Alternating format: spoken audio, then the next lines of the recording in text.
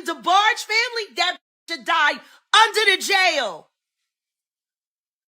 All being protected by Clyde Davis. I wonder why. Is this real life? I feel crazy. The world feels like it's spinning around me. What's happening? You have 4 eyes. I have 2 fingers. For years, moments like these were treated as background noise. Clips were laughed off, questions went unasked, and uncomfortable details were ignored.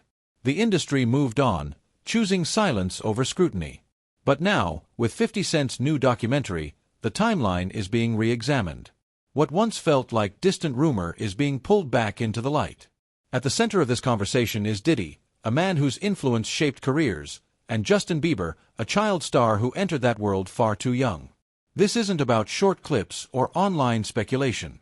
It's about power, silence, and how long the truth can stay hidden when too many people benefit from not looking too closely.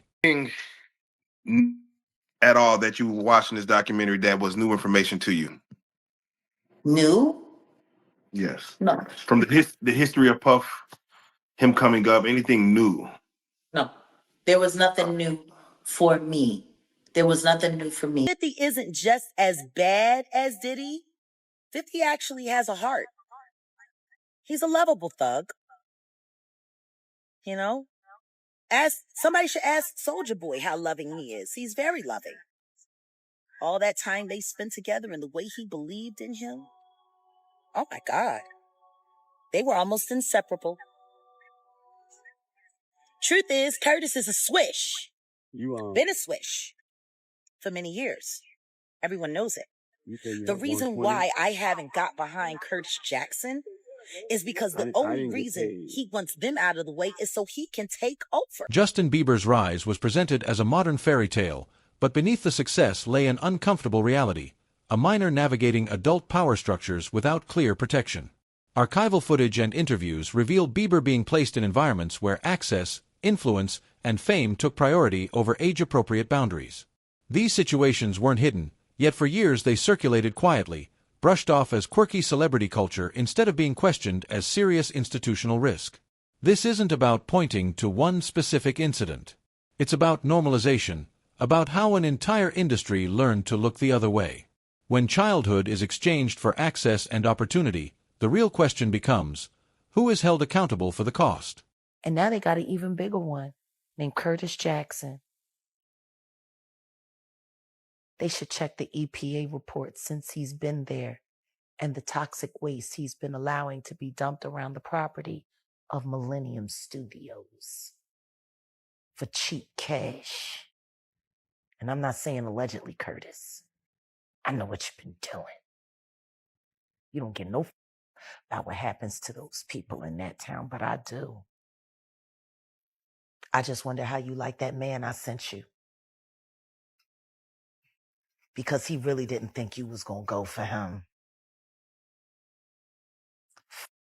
You, Curtis, you better do right by Shreveport, or I'm going to let everybody know that Diddy Doo-Wop Bop ain't the only taste you got. 50 Cent has long presented himself as an outsider to Sean Diddy Combs' private world, someone who claimed awareness without direct involvement.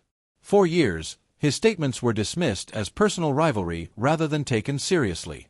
Now, those same comments are resurfacing in a very different context, shaped by legal scrutiny and a broader cultural reassessment.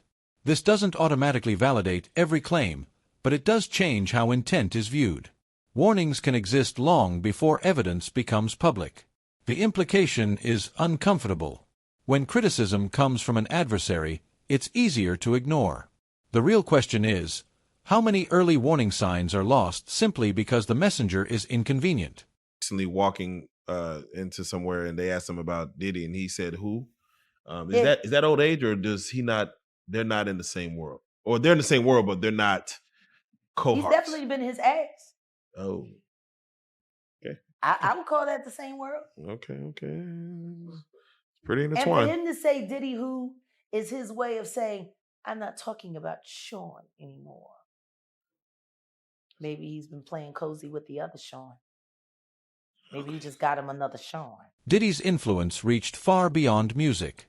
He controlled access to spaces where careers could rise overnight or quietly stall. Justin Bieber's closeness to that power reflected a broader industry logic, one where opportunity flowed through gatekeepers rather than transparent systems. Who would sign to Clive Davis after we all know what he did to Whitney Houston? And praise, Clive is my everything. Clive is my everything. I'd be nothing without him. You're fucking right. You're still nothing, even with him.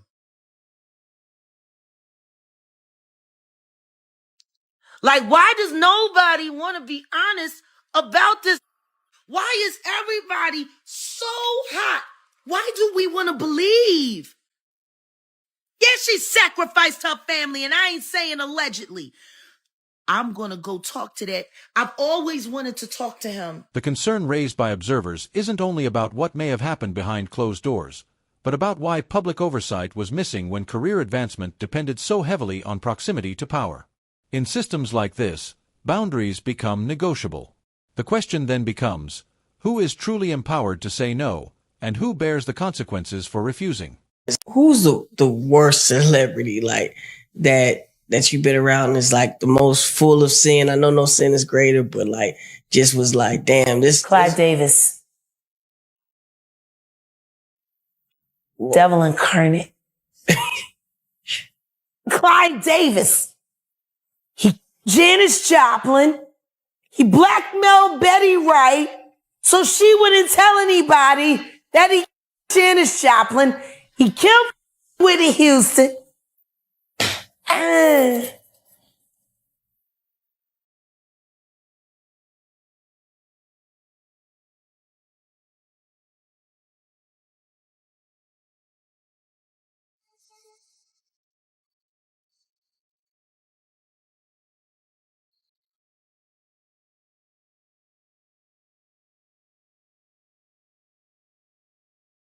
Long before Justin Bieber entered the spotlight, Usher had already spoken publicly about being introduced to Diddy's world as a teenager, an experience he later described as exposing him to adult realities far too early. That history matters because it establishes precedent, not rumor. When similar pathways repeat across generations, coincidence becomes harder to accept. The implication points to something systemic: continuity without correction, trust passed forward without reform. If discomfort was acknowledged once, the question remains, why was the system left unchanged for the next child? Clive is a whole freak. You think Clive put him on to all I that? know. Clive, that's what he do. Queen Clive. Long may she reign in hell. When 50 Cent Don't nobody want to talk about why R. Kelly's bus was parked in Clive Davis's driveway, why his tour bus was parked in Clive Davis's driveway at the house where the shit went down between Chris and Rihanna. Don't nobody want to talk about why it was filled with video girls who were being trafficked. And he was never questioned by Me Too. Why ain't nobody from Me Too saying anything? They had so much to say about Harvey Weinstein, who's now all his charges is being dropped. So much for their investigation. Guess it was a little paper thin. As scrutiny around Diddy intensified, many celebrities with long-standing proximity chose silence, while 50 Cent continued to amplify his commentary. That contrast reveals an unspoken industry equation: speaking out risks relationships, while silence preserves them. In this environment, loyalty becomes indistinguishable from self-protection. The implication isn't cowardice, but calculation, an ecosystem where truth competes with survival.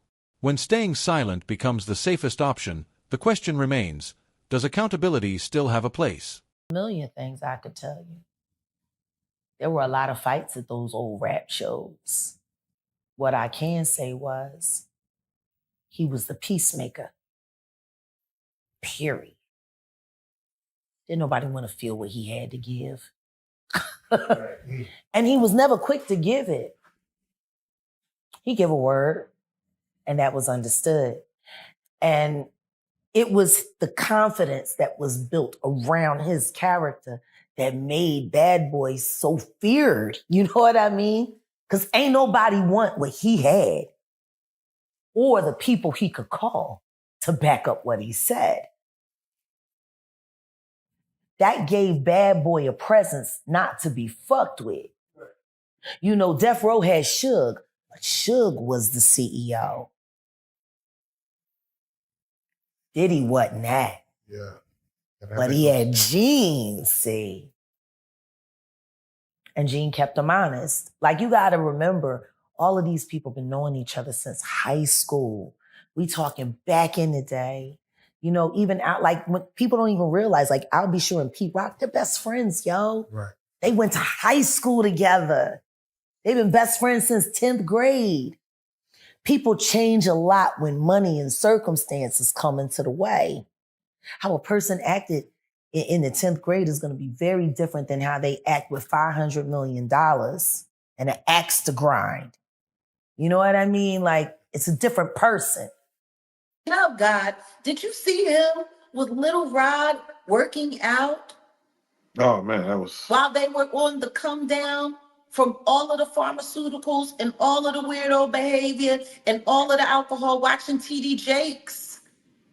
yeah. That didn't look weird. It's very weird. The voice memos alone. You know, I miss your legs. Your limp leg. Your limp leg.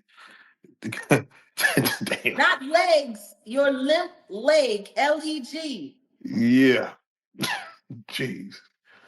What straight grown man says that to another grown man? Because it sounds like the leg that he was referring to was his pee-pee. Justin Bieber has never publicly accused Diddy of criminal wrongdoing.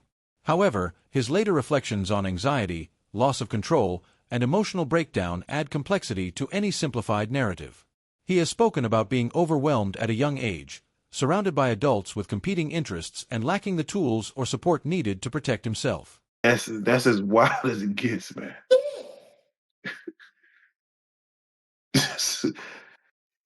There's so much left unsaid. Just wake up with Diddy next to him. Wake up sore.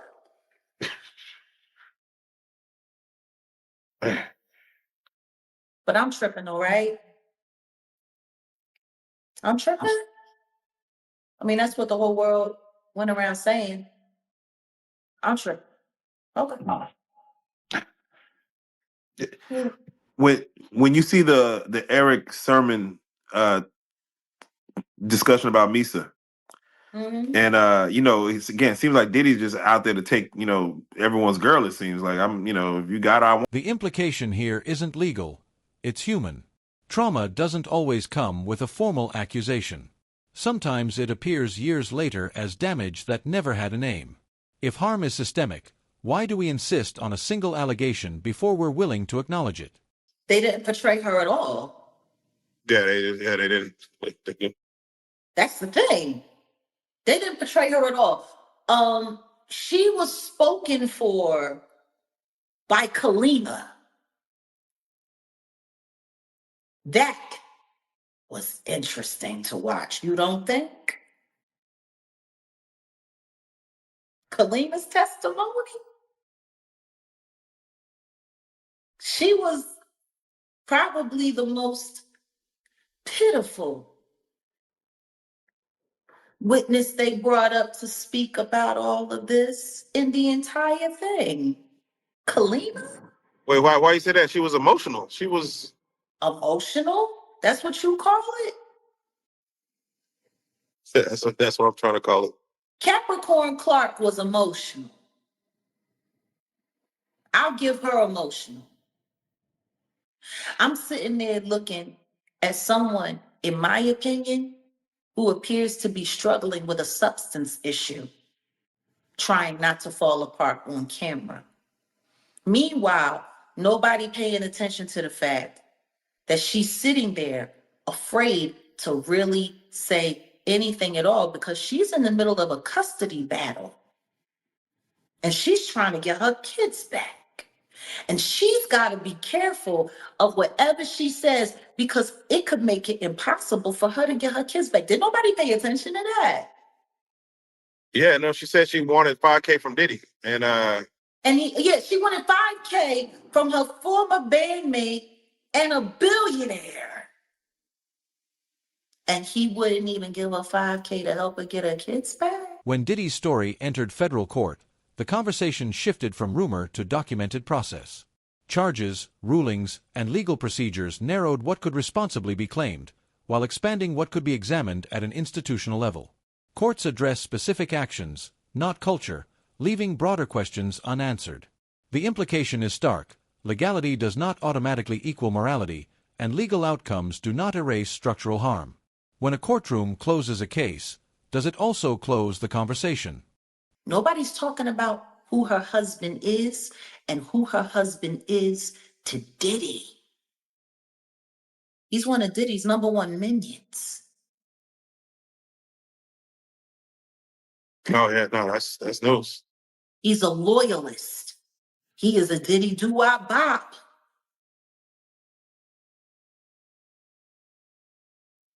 Kalina's also bisexual, so I'm finding it kind of interesting that she didn't see anything, she wasn't around anything, she didn't know about anything, and this is not me putting anything crazy on her. This is exactly what she said when she was on Love and Hip Hop Atlanta with Stevie J, who was also not mentioned at all during this documentary.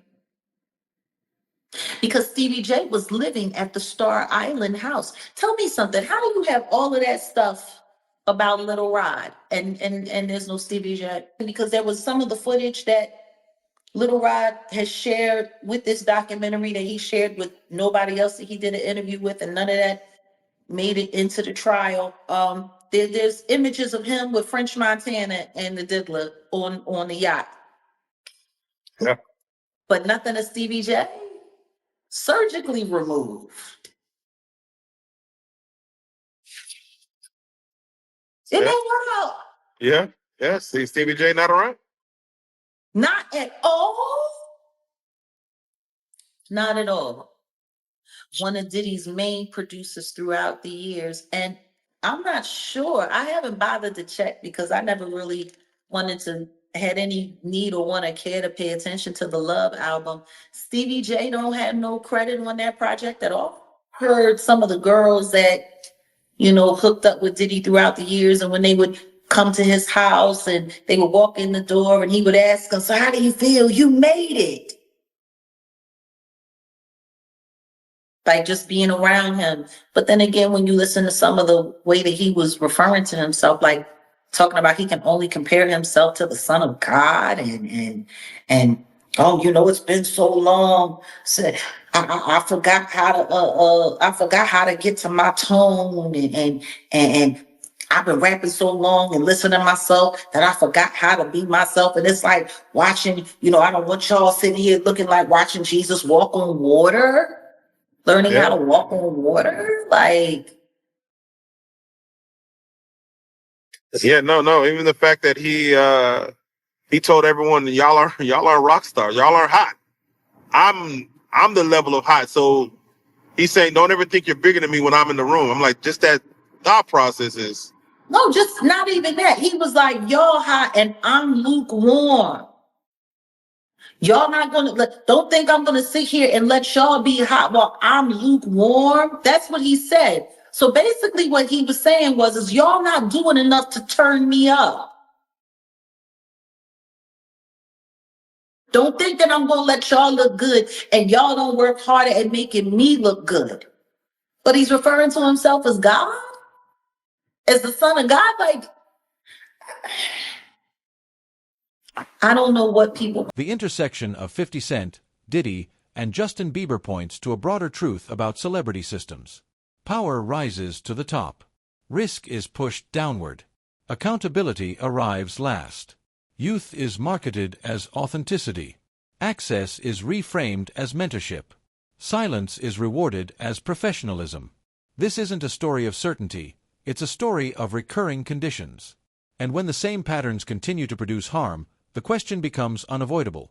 At what point does the system itself become the subject of investigation? Did what they needed to do in this documentary. The whole objective of this documentary was to blame it all on Diddy The devil made me do it. Blame it all on Diddy.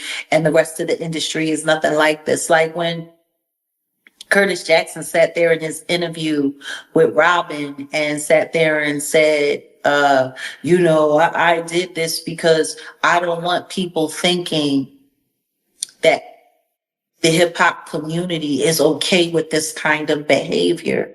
I don't want them thinking that, we're just going to be silent while all of this is going on. Like we're okay with this kind of behavior. And my thing is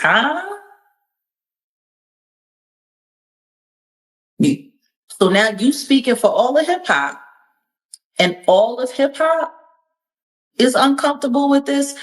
You want to know the one thing that I'm finding also very interesting that nobody's paying attention to?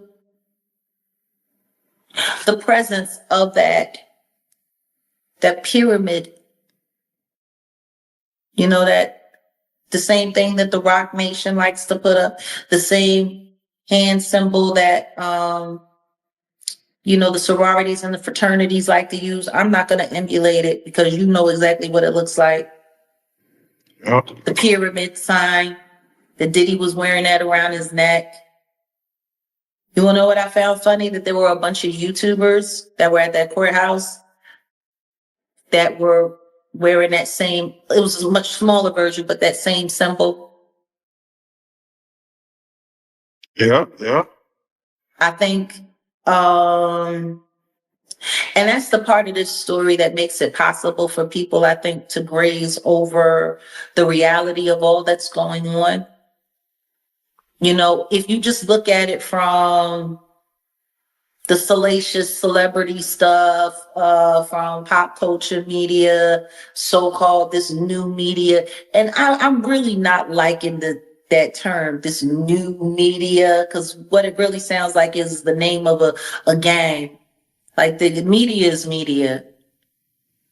Because I'm looking at the people that are falling under it, and they're all the same people that are involved with, creating these propaganda campaigns. But that's exactly what Diddy was saying at the beginning of the documentary. We need somebody that is proficient, or fluent in being able to spin propaganda and narratives. We look at it from the face value aspect of it, that's one thing. But if you look to the spiritual side of it, it's completely different. It unveils a much deeper agenda, because for those who, it's funny, people like to talk about God and they like to throw God's name around and they like to talk about their religious and they like to talk about this and they like to talk about that, but then they don't want to acknowledge the spiritual warfare aspect of all of this that's involved. Because if you're only looking at this as freaky behavior and this, that, and the other, then that's perfectly fine. But if you take it and you flip it on the other side and you look at it as spiritual warfare, it casts a much bigger net and a much bigger light on everything. You can't just put it all on Diddy. Do you think he had anything to do with Kim Porter passing? I tell you this.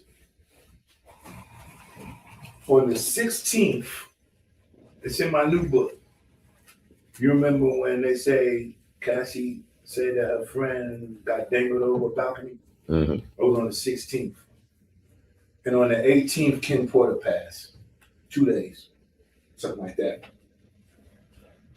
What could have been going on in that house in Covers or on Wilshire at Cassie's little condo would make him want to dangle, or even let it be said that he did dangle, because we don't, allegedly. It's allegedly said that he dangled. So I'm like, damn, so dangled over the balcony, that means it had to have been an argument about something. Now, Cassie said in the interview, I pay attention to the male escort. I'll unalive you. I said, wow, she's a killer. Then she said that her and Kim didn't get along. Kim knew that she didn't like her and she didn't like Kim. It was a real jealous thing. You know what I'm saying? Because see, Puff, when Kim moved to Los Angeles, Puff moved behind her, right? Chasing her back, put her in a house. He bought a house, put her in it. And then now the original beef was because he had her pregnant and had somebody else pregnant. Sarah was pregnant. At the same time, Kim was pregnant with the twins. So she was like, nigga, you ain't gonna have the whole world pregnant at once. So she's like, I'm getting away from you. You're a greaseball, right? So she's gonna leave him. Then Cassie just comes around. Then he moves Cassie to Wilshire. So she like, damn, nigga, you done moved out here, put me, and you done moved out here too.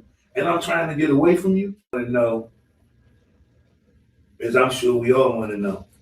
One, you're unalive a man and you didn't like her. And 2 days prior, or a few days prior, it was a big argument in your house. And 2 days later, this is what happened. Somebody please explain this to me. Somebody please explain this to me. I mean, because when you got pneumonia and you got money, guess what you can do? You can get rid of it. Yeah. You don't have pneumonia. Huh? Pneumonia, usually, I thought pneumonia has something to do, like a lot of people who had a virus, one of those viruses, we won't say the virus, it usually be pneumonia, would take them out. Pneumonia, right? Mucus buildup. Magic. Mucus is the #1 killer of people. But people don't know it. So mucus buildup. Thank you, Mark. I see that almost every day. That's right. You gotta keep that stuff right.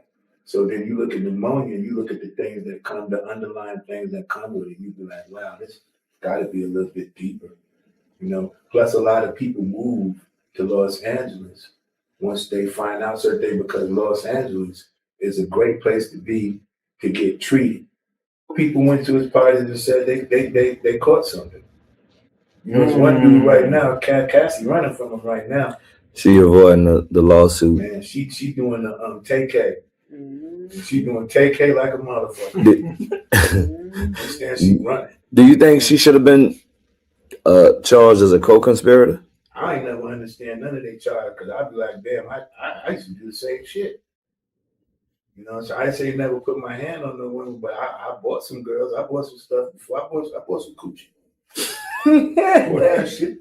Even in a regular relationship, you don't even know it. You buying it. You buying it regardless. You paying for it either way. Paying for it any way it goes. So I could never say he wrong for anything like that. But the only thing I say wrong for is just not knowing when to put a cap on that shit, man. It's enough is enough. You know what I'm saying? Because if this up right here, like when you get to the point to where you be like, I enjoy urinating on females.